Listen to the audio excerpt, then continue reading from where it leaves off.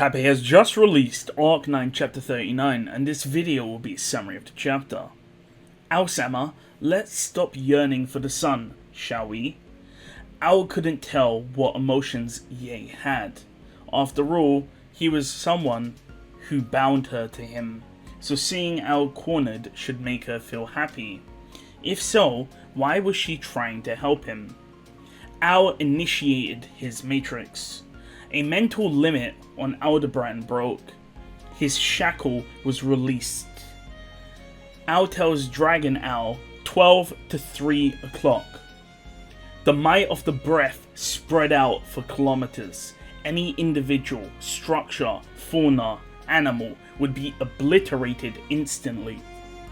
And it was Aldebaran who asked Dragon Ao to do it.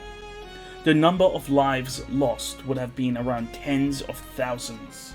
Roy gleefully laughs and praises Ao. No one present blamed Aldebaran. Dragon Ao also shot into the air. Everything in that direction was annihilated. No one can approach a rampaging dragon. However, birds and insects slowly approached. Aldebaran realized he missed. Most animals will act on instinct, so if they are present, that means someone must be controlling them unnaturally. With that, Ao broke open a capsule in his mouth and died. The scene changed. Target 3 o'clock to 6 o'clock. Do it. The scene changed. Target 6 o'clock to 9 o'clock. Do it. Target it from 6 to 8 o'clock. Okay, now target it to 7 o'clock. Adjust your breath to 80%. Adjust your breath to 70%. Adjust your breath to 65%. Adjust your breath strength to 65.5%. Each time Ao died and gave a new instruction until they located where Otto was hiding. It took 714 attempts. Ao checked his unconscious arrogance. Ao truly reflected if he needed to have a vow of non-killing. When he trapped Subaru, he wanted to obey his purpose as a creation. However, he kept this vow of non-killing in his mind. In a world where a lot was already lost, including her radiance, he didn't want to lose any more. This restriction shackled his power. However, Aldebaran's domain allows him to reset any events within it. If at the end of a domain, if no one dies, then it balances out. It was this realization that was shackling him. If Ye didn't tell him, he may never have figured it out. Aldebaran now used brute force to break through the scenario. The divine protection user would have to be nearby. It wasn't like telepathy, so therefore he would need to be nearby to talk to the insects. Meaning, by using the dragon breath, he could locate the pursuer. Aldebaran says that it's a hassle. Otto Suin was an enemy that gave Ao even more trouble than Reinhard van Astria or even the Sword Demon. It is because Ao did not underestimate Otto, and that was of course the reason why he was able to capture Otto, because he didn't underestimate him. Over here, Ao-sama. Ao proceeded down with his group. Otto was strung up, and the ground dragon was trying to break free from the steel threads. Ye says that she was going to make an example out of the ground dragon, but decided against it. Ao says that some ground dragons of this generation are very loyal, saying that Petra of this generation is also very loyal. We see Otto has been strung up like a cocoon.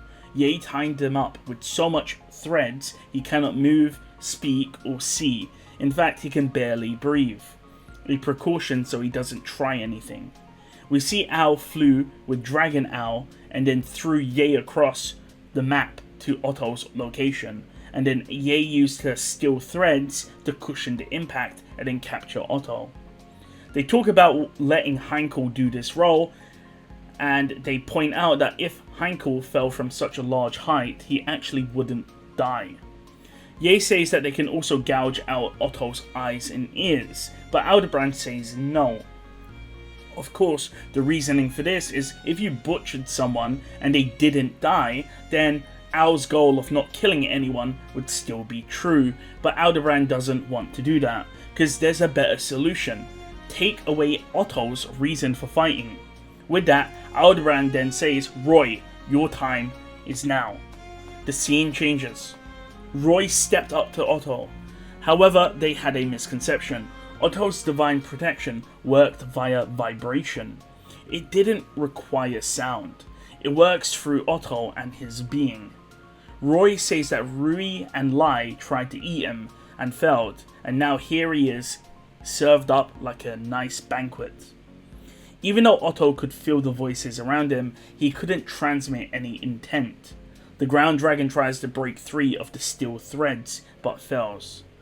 Otto worries for his companions. He wanted to rescue his friends, but he falls short.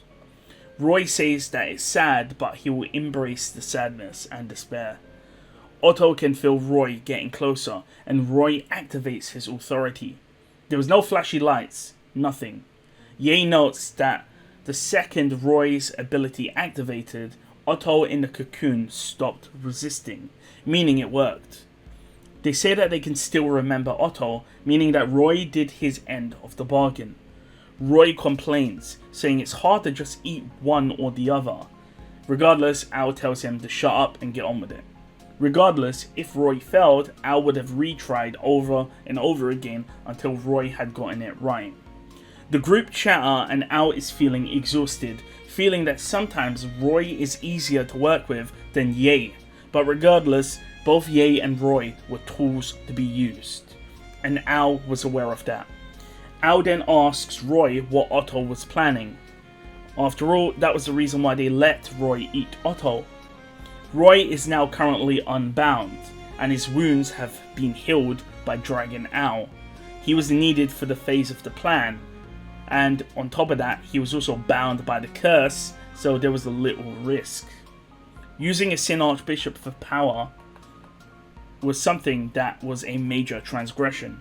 A power that passes from Archbishop to Archbishop ever since witch factors appeared in the world. Roy says he needs time since he needs to sift through the memories. They don't just appear instantly.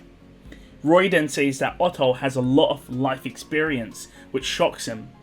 And not only that, he set up a failsafe if he got taken out. Aldebaran's body shaked. A countermeasure for after he was taken out, meaning that Otto knew he was going to lose. If Otto planned something like that, then now would be when it would trigger. Al calls out to Ye, to die or to not.